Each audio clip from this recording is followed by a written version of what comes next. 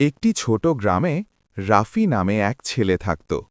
রাফি খুব ভালো ছেলে ছিল, কিন্তু সে খুব ভয় পেত। অন্ধকার দেখলেই সে দৌড়ে মায়ের কাছে চলে যেত।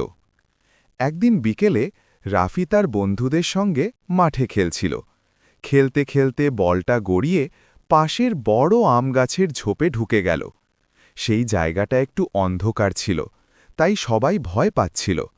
বন্ধুরা বলল, ওখানে যেও না, ওখানে নাকি ভূত আছে।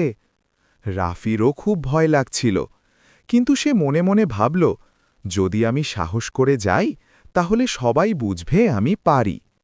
সে ধীরে ধীরে ঝোপের দিকে গেল। একটু ভয় লাগলেও সে থামল না।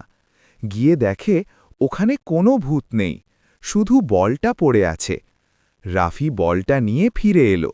বন্ধুরা অবাক হয়ে বলল, রাফি, তুমি তো খুব সাহসী। সেদিন থেকে রাফি বুঝল, ভয়কে জয় করার নামই হল সত্যিকারের সাহস।